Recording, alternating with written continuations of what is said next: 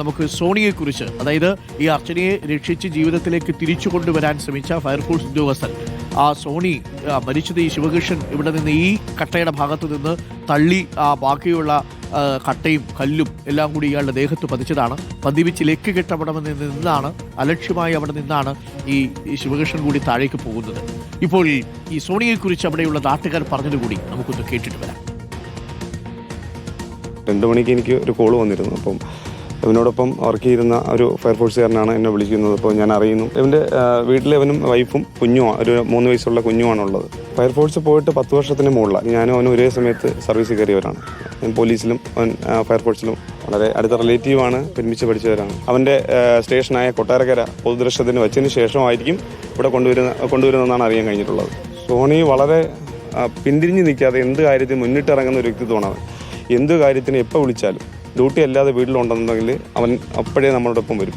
പിന്നെ wife physical ട്രെയിനറാണ്, അവൾ work ചെയ്യുന്നുണ്ട്, ഗവൺമെൻറ് എംപ്ലോയിയാണ്. അപ്പോൾ അവൾ പോകുന്ന സമയങ്ങളിൽ കുഞ്ഞിനെ നോക്കി മിക്കവാറും വീട്ടിലുണ്ടാവും. സുനിഷ അയ്യല്ലൂര് നമുക്കൊപ്പമുണ്ട്. സുനിഷ അയ്യല്ലൂര് ഈ സോണിയുടെ വീട്ടിലാണുള്ളത്, ഫയർഫോഴ്സ് ഉദ്യോഗസ്ഥന്റെ വീട്ടിൽ തന്നെയുണ്ട്. സുനിഷ, വല്ലാതൊരു ഞെട്ടലോടുകൂടിയായിരിക്കും ഈ വാർത്ത വീട്ടുകാരും നാട്ടുകാരും ഒക്കെ കേട്ടിട്ടുണ്ടാവുക. നാട്ടിലെ എല്ലാ കാര്യങ്ങൾക്കും ഇടപഴകുന്ന, വളരെ സജീവമായി നിന്നൊരു ആക്റ്റീവായിട്ട് നിന്ന ചെറുപ്പക്കാരനാണ് സോണി. ഈ അർച്ചനയെ രക്ഷിക്കാൻ പോകുന്ന സമയത്തും അദ്ദേഹത്തിന്റെ ഒരു ധൈര്യവും നമ്മൾ കണ്ടതാണ്. എല്ലാവരും അടിച്ചു നിൽക്കുമ്പോഴൊക്കെ എല്ലാ സുരക്ഷാ മാനദണ്ഡങ്ങളും പാലിച്ചുകൊണ്ടാണ് അവിടെ ഇറങ്ങി അർച്ചനയെ ജീവിതത്തിലേക്ക് തിരികെ കൊണ്ടുവരികയായിരുന്നു സോണി. ആ നിമിഷമാണ് ഈ ശിവകൃഷ്ണൻ അവിടെ പോയി ബാക്കി കല്ലും കട്ടയും കൂടി ഇട്ട് ഈ ശിവകൃഷ്ണനും കൂടി താഴേക്ക് പോയി വീഴുന്നത്.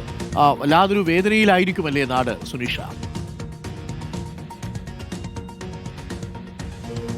ഉറപ്പായിട്ടും അരുൺ, ഈ വാമനപുരം പൊയ്കമുക്കിലെ ആളുകളെ സംബന്ധിച്ചിടത്തോളം, വീട്ടുകാരെ സംബന്ധിച്ചിടത്തോളം, നമ്മളടക്കം സംബന്ധിച്ചിടത്തോളം ഹൃദയഭേദകമായ ഒരു വിവരം തന്നെയാണ് രാവിലെ എത്തിയത്. ഈ പറഞ്ഞതുപോലെ ഡ്യൂട്ടി ചെയ്യുന്നതിനിടെ ഒരാളുടെ ജീവൻ രക്ഷിക്കുന്നതിനിടയിലാണ് സോണിക്ക് ജീവൻ നഷ്ടമായത് എന്നുള്ളതാണ് ഒരു പക്ഷേ കാണാൻ കഴിയും. ഇപ്പോൾ വീട്ടുകാരെ ഇങ്ങനെ വിവരം അറിയിച്ചു വരുന്നതേ ഉള്ളൂ. അതുകൊണ്ട് തന്നെ നമ്മൾ വീട്ടിൻ്റെ ഭാഗത്തേക്ക് പോയിട്ടില്ല. കാണാൻ കഴിയും ആ വീടാണ് സോണിയുടെ വീട്. ഈ വീട്ടിൽ നിന്നും കഴിഞ്ഞ ശനിയാഴ്ചയാണ് കൊട്ടാരക്കരയിലേക്ക് ജോലി ചെയ്യുന്നത്. അതായത് സാധാരണ രീതിയിൽ 2-3 ദിവസം കൂടുമ്പോൾ ഈ വീട്ടിലേക്ക് വരാറുണ്ട് എന്നുള്ളതാണ് നാട്ടുകാർ പറയുന്നത്. അങ്ങനെ ശനിയാഴ്ചയായിരുന്നു ഇവിടെ ഉണ്ടായിരുന്നത്. ശനിയാഴ്ചയാണ് ഈ വീട്ടിൽ നിന്നും ജോലിക്കായി കൊട്ടാരക്കരയിലേക്ക് പോവുകയും ചെയ്തത്. അങ്ങനെ നോക്കുകയാണെങ്കിൽ ഇന്നോ നാളെയോ ഇവിടേക്ക് വരേണ്ടതാണ് എന്നുള്ളതാണ് ഇവർ പറയുകയും ചെയ്യുന്നത്. പക്ഷേ ഇപ്പോൾ നിർഭാഗ്യകരം എന്ന് പറയുന്നത് ഇന്ന് രാവിലെ നമ്മൾ കേട്ട അദ്ദേഹത്തിൻ്റെ മരണവാർത്ത തന്നെയാണ്. ഏതായാലും നാട്ടുകാരൊക്കെ തന്നെയും ഈ വീട്ടിലേക്ക് എത്തി തുടങ്ങുന്നുണ്ട്. ഭാര്യയും മകളും മാത്രമാണ് ഈ വീട്ടിലുണ്ടായിരുന്നത്. 3 വയസ്സ് പ്രായമുള്ള ഒരു മകൾ കൂടിയുണ്ട് എന്നുള്ളതാണ്. ഭാര്യയോടൊക്കെ വിവരം പറഞ്ഞു വരുന്നതേ ഉള്ളൂ. അവരൊന്നും തന്നെ ഇത് ഉൾക്കൊള്ളാനുള്ളൊരു സാഹചര്യത്തിലോ അത്തരത്തിലുള്ളൊരു സാഹചര്യത്തിലല്ല എന്നുള്ളത് തന്നെയാണ്. ഇവിടെ ഒരുപാട് നാട്ടുകാരും ബന്ധുക്കളും ഒക്കെ എത്തിക്കൊണ്ടിരിക്കുന്നുണ്ട്. ചേട്ടാ, നിങ്ങൾ ഈ വിവരം അറിയുന്നത് പുലർച്ചയോടുകൂടി തന്നെ അറിഞ്ഞിരുന്നു? വീട്ടുകാരോട് പറഞ്ഞിട്ടുണ്ടോ? വീട്ടുകാരെ അറിയിച്ചിട്ടുണ്ട്. ഈ സോണി ചേട്ടൻ, അതായത് ശനിയാഴ്ചയാണ് ഇവിടുന്ന് പോകുന്നത്. എങ്ങനെയാണ്, ഇടയ്ക്കിടെ വരാറുണ്ടായിരുന്നു? 2-3 ദിവസം കൂടുമ്പോൾ വരും, എന്നിട്ട് 2 ദിവസം കഴിയുമ്പോൾ തിരിച്ചു പോകും. അങ്ങനെയാണ് പോയിക്കൊണ്ടിരിക്കുന്നത്.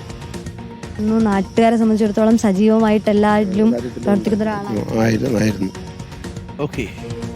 ക്രമീകരണങ്ങളൊക്കെ എങ്ങനെയാണ്? അതായത് ഇത് ഇനിയിപ്പം നേരത്തെ പറഞ്ഞ പോലെ തന്നെ അവിടെ നിന്ന് പോസ്റ്റ്മോർട്ടം കഴിഞ്ഞിട്ട് അവരെ ഓഫീസിൽ കൊണ്ടുപോയിട്ട് ഇവിടെ വീട്ടിൽ കൊണ്ടുവന്ന് അടക്കം ചെയ്യാനാണ് തീരുമാനിക്കുന്നത്. ക്രമീകരണങ്ങളായിട്ടുണ്ട് നടന്നുകൊണ്ടിരിക്കുന്നത്. അരുൺ, അതാണ്, അതായത് ഇവരോട് നിലവിൽ പറഞ്ഞിരിക്കുന്നത് പാരിപ്പള്ളി മെഡിക്കൽ കോളേജിലേക്ക് കൊണ്ടുവന്നുകൊണ്ട് അവിടെയുള്ള പ്രൊസീജിയേഴ്സൊക്കെ കഴിഞ്ഞതിന് ശേഷം കൊട്ടാരക്കര ഫയർ സ്റ്റേഷനിൽ പൊതുദർശനത്തിൽ വെക്കുമെന്നുള്ളതാണ്. അതിനുശേഷം 3 മണിയോടുകൂടി തന്നെ വീട്ടിലേക്ക് മൃതദേഹം എത്തിക്കുമെന്നുള്ളതാണ് നിലവിൽ ഇപ്പോൾ കരുതുന്നത്. അങ്ങനെയാണെങ്കിൽ ഇന്ന് വൈകുന്നേരത്തോടു കൂടി തന്നെ മൃതദേഹം സംസ്കരിക്കുമെന്നുള്ളതാണ് ബന്ധുക്കളിൽ നിന്നും മനസ്സിലാക്കാൻ കഴിയുന്നത്. ഏതായാലും ബന്ധുക്കളൊക്കെ തന്നെയും എത്തിക്കൊണ്ടിരിക്കുന്നുണ്ട്. ഈ പറഞ്ഞതുപോലെ 10 വർഷമായി അദ്ദേഹം സർവീസിൽ പ്രവേശിച്ചിട്ട് എന്നുള്ളതാണ് മനസ്സിലാക്കുന്നത്. ആദ്യം പോസ്റ്റിംഗ് ഏലൂരൊക്കെ പ്രവർത്തിച്ചിട്ടുണ്ട്. 3 വർഷം ഏലൂർ പ്രവർത്തിച്ചിരുന്നു. അതിന് പിന്നാലെയാണ് കൊട്ടാരക്കര.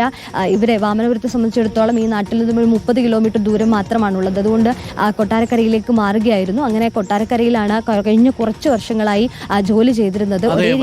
ജോലിക്കായാലും ഏത് പ്രതികൂല സാഹചര്യത്തിലും. ഈ സോണിയുടെ മരണവാർത്ത അവരെ വീട്ടുകാർ അറിഞ്ഞു വരുന്നേ ഉള്ളൂ. എങ്ങനെയായിരിക്കും ഇത് താങ്ങുക? ഇന്നത്തെ ദിവസം സോണിയെ പ്രതീക്ഷിച്ചിരിക്കുന്ന വീട്ടിലേക്ക് രാവിലെ എത്തുന്നത് ഒരു അപകട വാർത്തയാണ്. സാധാരണ രീതിയിൽ അങ്ങനെ അപകടം സംഭവിക്കേണ്ട ഒരു സാഹചര്യമേ അവിടെ ഉണ്ടായിരുന്നില്ല. അവിടെ എല്ലാ സുരക്ഷാ മാനദണ്ഡങ്ങളോടും കൂടിയാണ് സോണി ഇറങ്ങിയത്. അർച്ചനയെ ജീവനോടെ തന്നെ തിരിച്ചു കൊണ്ടുവരാൻ കഴിഞ്ഞതുമാണ്. പരിക്കേറ്റ അർച്ചനയെ തോളിൽ ചുമന്ന് മുകളിലേക്ക് കൊണ്ടുവരുന്നതിനിടയിലാണ് ഈ അർച്ചന ആത്മഹത്യയ്ക്ക് ശ്രമിച്ചതിന്റെ കാരണക്കാരനായ അർച്ചനയുടെ ആൺസുഹൃത്ത്, ഈ അർച്ചനയെ ക്രൂരമായി മർദ്ദിച്ചിരുന്ന ആൺസുഹൃത്ത് ആ സ്ഥലത്ത് പോയിരുന്നത്.